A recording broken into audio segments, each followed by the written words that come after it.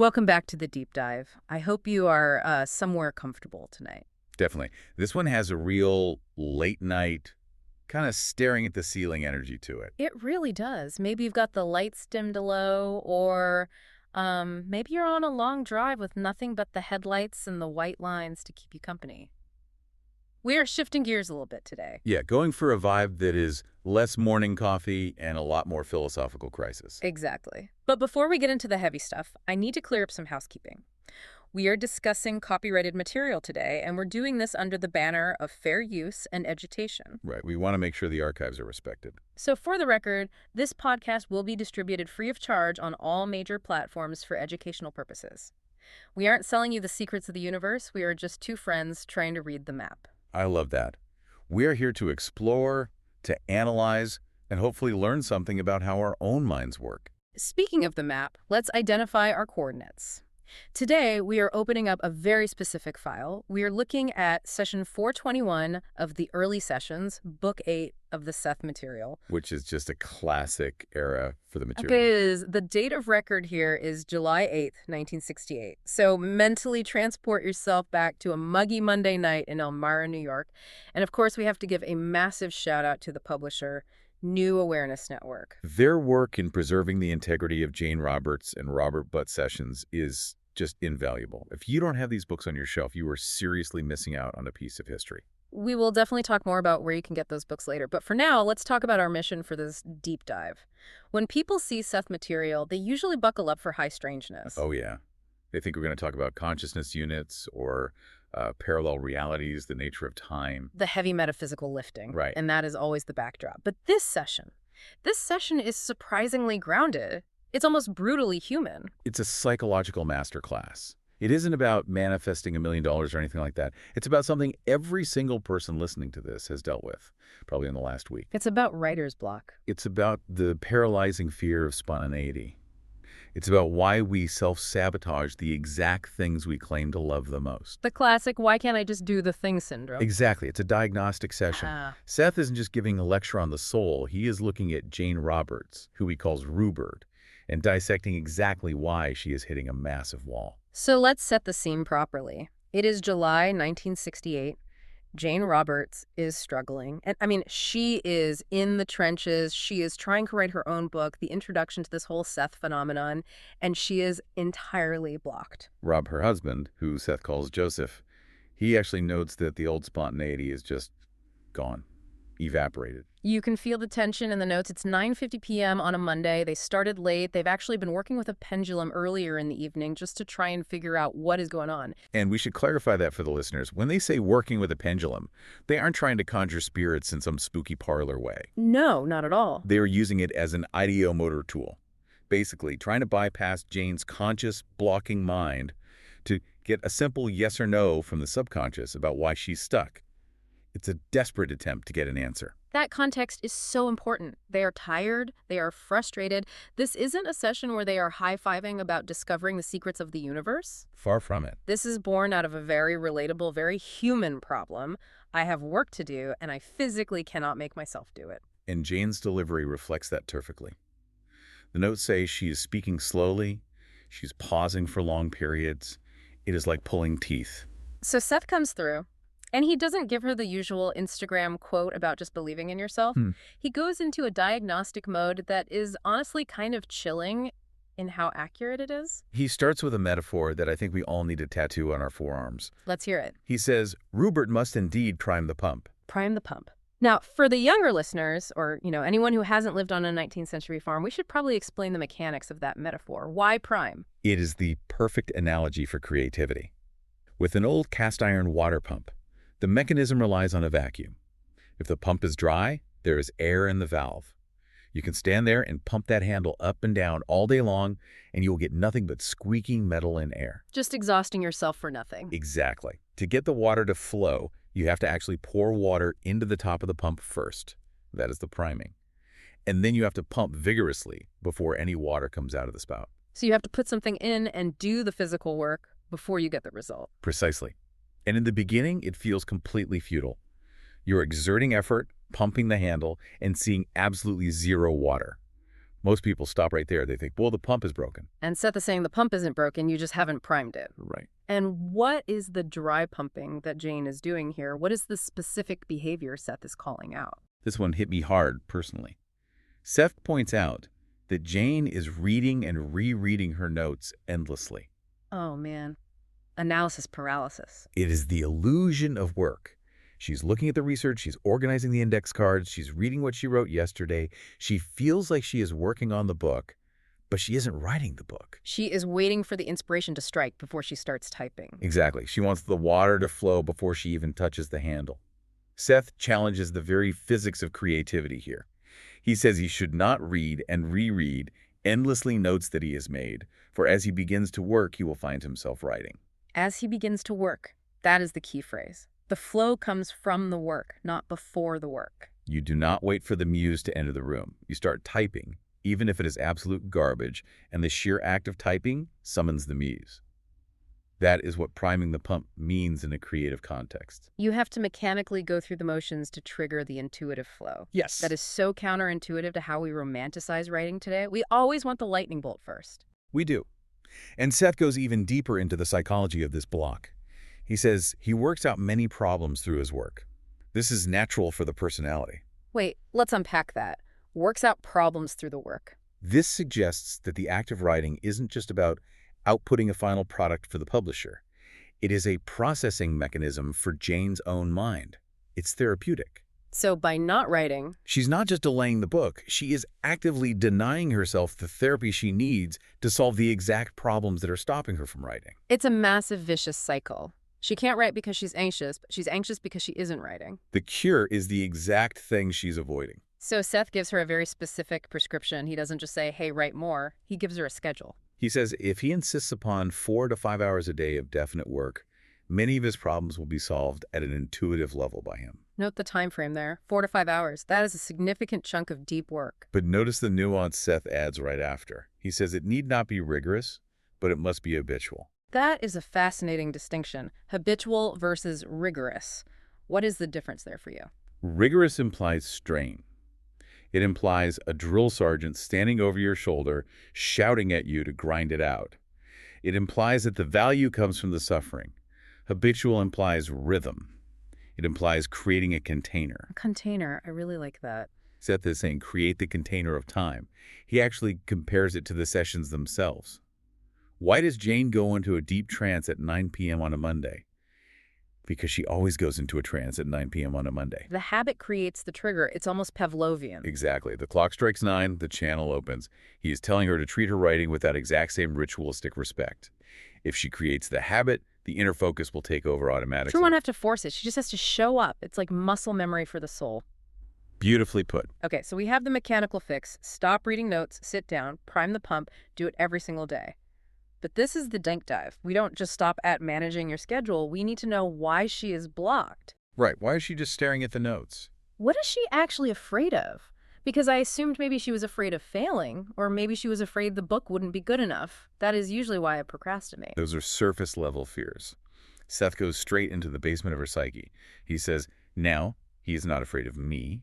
He is afraid of the unknown. The unknown. He says he is afraid of giving fully his abilities and commitment to what he does not thoroughly comprehend.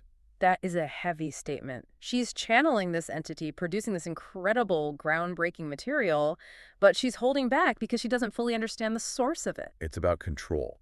And to really understand this fear, we have to look at Jane's background. Seth links this explicitly to what he calls an old religious hangover. The Catholic background. Right.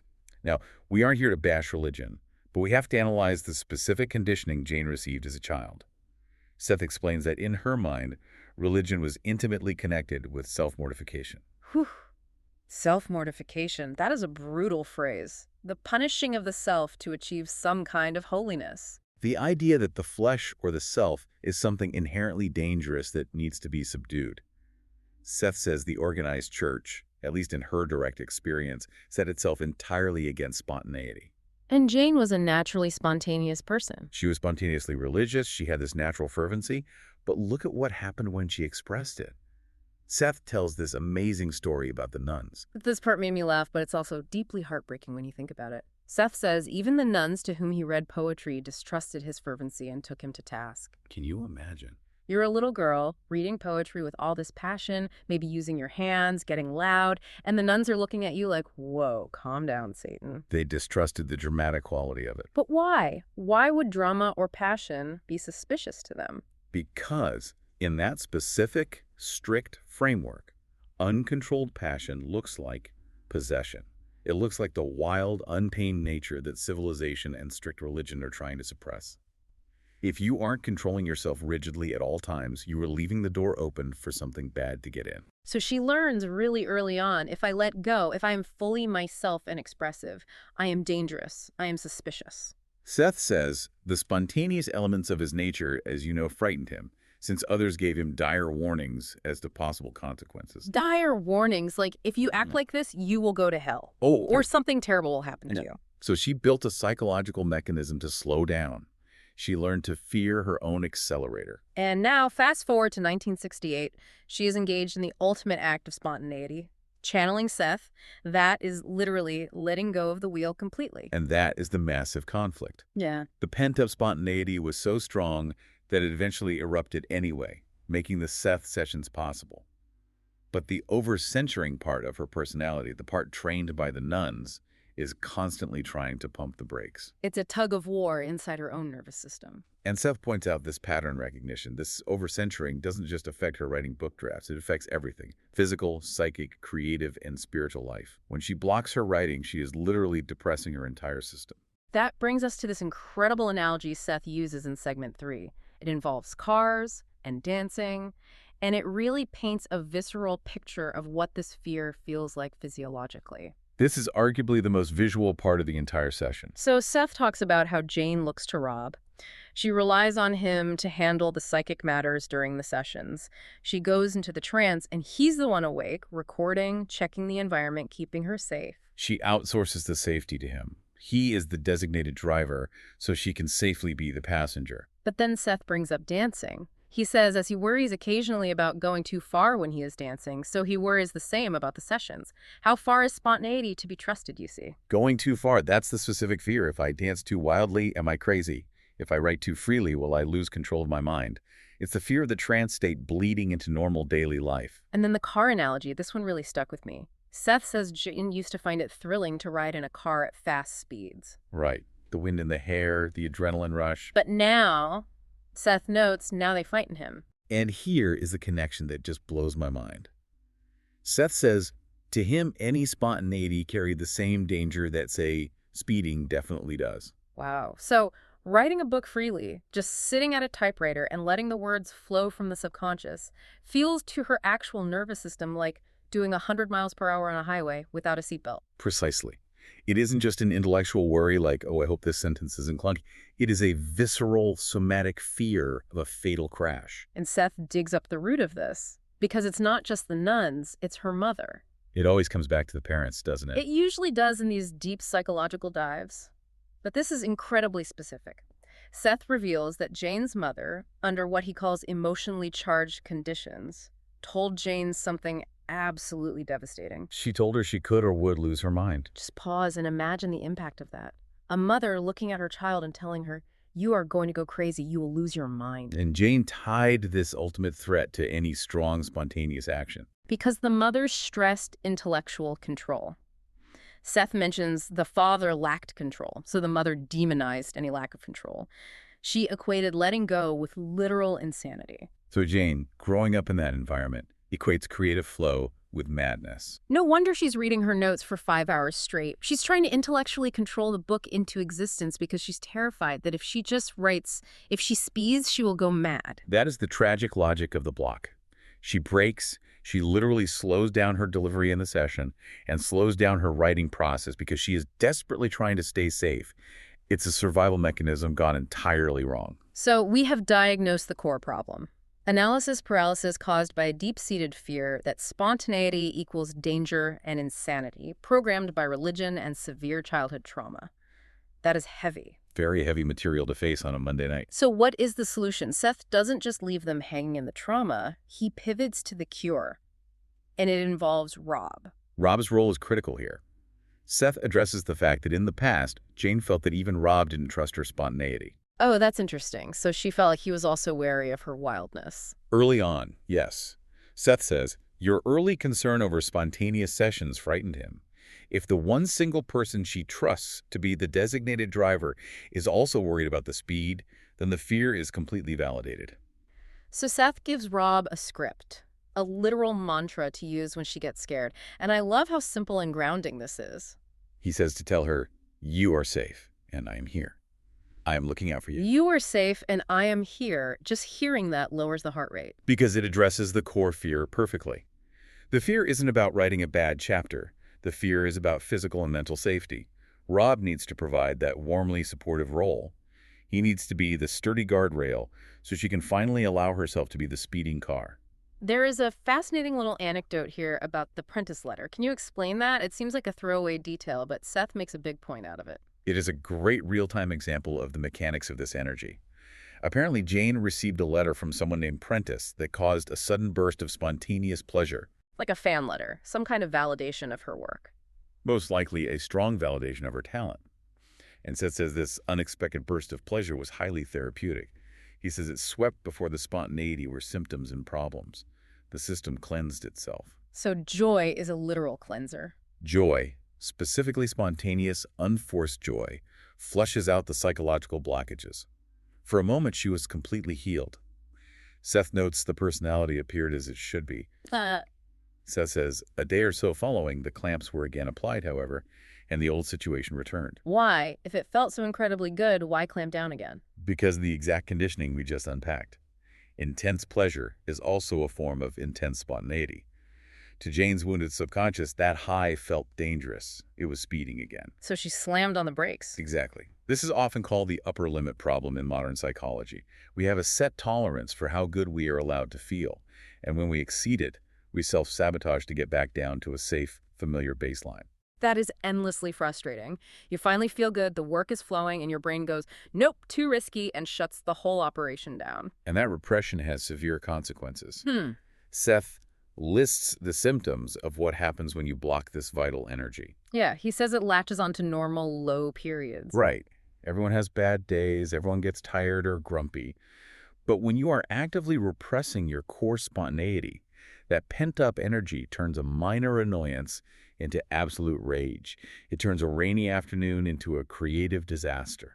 I think we have all been there. You aren't actually mad that it's raining outside. You're mad because you aren't doing the thing you know you're supposed to be doing. Yeah, energy has to go somewhere. If it doesn't go into creation, it goes into destruction or despair. Okay, I want to move to what is possibly my favorite part of this entire session. It is the idiot philosophy. This is classic Seth. It captures his unique personality perfectly. So we have to set the stage again. They take a brief break. Seth pops out. Jane comes back to waking consciousness. And Rob is in a terrible mood. Rob is completely despondent. He writes in his notes, I was angry and disappointed. I was fearful that Jane and I would never be able to rise above our problems. He's listening to Seth list all these deep-seated traumas, the nuns, the mother, the fear of insanity, and he's just thinking, we are doomed. She is too damaged. We're never going to get this monumental work done. He is spiraling hard. He's seeing the psychological baggage as an unscalable wall. And then Seth comes back through and he addresses this despair with one of the most backhanded yet incredibly empowering insults I have ever heard. Let's hear the exact quote. Seth says, you do not give complicated problems to an idiot to solve. You give him simple ones. Boom, right to the point. You do not give complicated problems to an idiot. On one hand, he's calling them brilliant. On the other hand, he's saying your life is incredibly hard specifically because you are capable of handling an incredibly hard life. It is the ultimate cognitive reframe. We always tend to look at our struggles, our writer's block, our childhood trauma, our neuroses, as evidence that we are broken, as evidence that we are failing the test of life. And Seth looks at those exact same struggles and says, no, these are evidence of your ambition. He says, personalities bent upon great endeavors often set themselves great problems. Personalities bent upon great endeavors. I love that. Think about it this way. Seth says the problems are like examinations. If you are taking a simple math test, 2 plus 2, it proves you have very basic competency. It's easy. You don't sweat at all. But if you are taking a PhD-level dissertation defense on quantum mechanics, It is going to be excruciatingly difficult. You might fail a few times. you will cry. But the difficulty of the test proves the massive level you were playing at. So Jane's struggle with the terrifying fear of spontaneity isn't a sign she shouldn't be a writer. It's the advanced curriculum she chose to become a truly great writer. Exactly. Seth argues that without this specific challenge, the personality wouldn't be sufficiently united or strong enough to handle the massive latent abilities waiting to be used. That is the why. Why the struggle? To build the container strong enough to hold the power. If Jane just had open, easy access to all this psychic energy without having to fight her own fears for it, maybe she wouldn't respect it. Or maybe she wouldn't have the discipline to channel it safely and document it so rigorously. The tension literally creates the art. And Seth also takes a moment to reassure Rob here, because Rob is feeling the weight of time. He's feeling like, man, we are getting old. We are starting this late. Imagine how good we would have been if we didn't have all this baggage slowing us down in our 20s. The classic regret of lost time. If only I knew then what I know now. And Seth shuts that down completely. He says it's not a point of how much better it would be had the abilities matured earlier. He explains that you cannot compare your path to others. A young person with too much power and no structure, meaning no problems to solve, might completely misuse their abilities. They might burn out instantly. Rob and Jane developed other crucial things during that delay. Discipline, critical thinking, immense resilience. They developed all of that while their psychic abilities were kept latent. So nothing was wasted. The delay wasn't empty time. Nothing is ever wasted in this framework. The struggle actually improves the final quality of the work. Seth says, the problems that you have encountered lead to inner recognition and understandings that actually improve the nature of the abilities themselves. That is such a comforting thought for anyone feeling behind in life. The delay isn't a loss, it's a vital seasoning process. It adds depth, it adds wisdom that you couldn't get any other way. Okay, let's wrap up with the final segment, because after all this heavy psychological surgery, we get some really cool validation involving dreams and, of all things, rope jumping. The juxtaposition of the highly mystical and the high school gymnasium is just wonderful. So Rupp asks about Jane's dream book. Apparently she has been having highly detailed dreams about a book she's writing about dreams. Yes, very meta. And Seth confirms something fascinating about how energy moves. He says that because Jane was so blocked in her waking life, so clamped down by this fear of speeding, her spontaneity had to find an outlet somewhere. So it flooded into her sleep. Exactly. He says the stresses and strains have led to an increase of spontaneity in the dream state. The spontaneous self literally came to the rescue of the blocked waking self. Her clairvoyance spiked in her dreams because she flat out refused to let it spike in her day job. It's like a hydraulic system. If you block one pipe completely, the pressure is going to burst out of another valve. And Seth confirms actual precognition here. He says the dreams correctly predicted that the book would be published. He says, my answer tells you, of course, that the last dream was also precognitive. It's a nice little nod from the universe. Basically saying, yes, you feel broken right now, but the magic is still actively working behind the scenes. And then the physical advice. I love how specific and mundane this is. Seth says I had one note. His jumpy roping is good for him, and he should continue. Jumpy roping. I just love that phrasing from a non-physical entity. But why jump rope? Is it just for cardio? Is Seth moonlighting as a personal trainer now? He says he should seek motion. Think back to the entire car analogy. Think back to the freezing up, the painfully slow delivery, the paralysis of staring at notes. What is the direct somatic antidote to paralysis? Movement. Pure physical movement. Rhythmic, repetitive, energetic movement.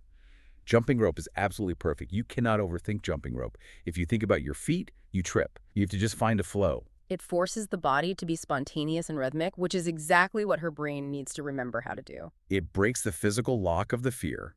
It demonstrates to the nervous system that speed and motion are actually safe. So if you are listening to this and you have terrible writer's block, maybe go buy a jump rope. It is definitely cheaper than a year of therapy. Certainly couldn't hurt. And the session ends on such a triumphant high note. Seth is emphatic. The session notes actually say he is humorous, slapping the chair arm.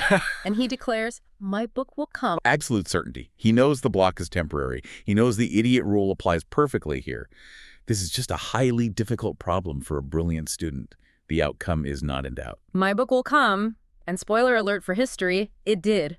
Seth Speaks and the other books that followed, they completely changed the landscape of metaphysical literature. They certainly did. They are still in print today and studied all over the world.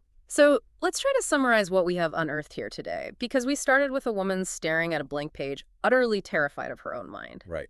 Takeaway number one for me: spontaneity has its own undeniable rhythm and strength. You cannot force it, but you also cannot block it without severe consequences. And you must prime the pump. Action creates flow. Don't wait for the feeling of inspiration. Do the physical work to summon the feeling. 4 to 5 hours. Habitual, not rigorous. Create the container. Takeaway number two: writer's block isn't usually about laziness or lack of talent. It is often a sophisticated safety mask. We fear the unknown inside ourselves. We fear that if we truly let go, we might speed and crash. And that profound fear almost always comes from old scripts.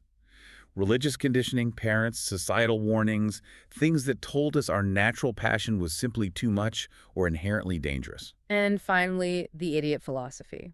If you are facing a massive, seemingly unsolvable, complicated problem in your life right now, congratulations, you aren't an idiot.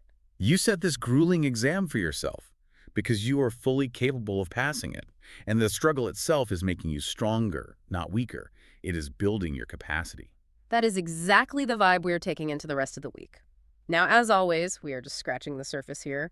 We are just two people reading a transcript of a ghost talking to a couple in the 60s. A very articulate, very insightful ghost. But the real magic happens when you engage with the source material directly. Do not just take our word for it. Absolutely not. This summary is just the appetizer. We strongly encourage you to read the Seth Material books for yourself. Pick up the early sessions. Pick up Seth Speaks. You can find them and fully support the preservation of this incredible work by visiting the New Awareness Network website and bookstore. That URL is sethcenter.com, the early sessions. Go there, browse the library. It is a rabbit hole deeply worth falling down. It really is a life-changing body of work. And remember, this deep dive is distributed for free for educational purposes. We want this knowledge out there in the world. Knowledge is really only useful if it flows spontaneously. So I want to leave you with a final provocative thought to mull over today. We talked a lot about the complicated problem being a self-imposed examination. Yes, the ultimate test. So listener, here is the question for you. What complicated problem are you currently facing? Maybe it is a creative block, a brutal relationship struggle, a major career wall. What problem are you facing that might actually be an examination you set for yourself specifically because you aren't an idiot? What if that massive problem is actually a compliment from your inner self? That changes the whole perspective on suffering, doesn't it? It sure does. Sit with that. Jump rope with that. And we will catch you on the next deep dive. Good evening.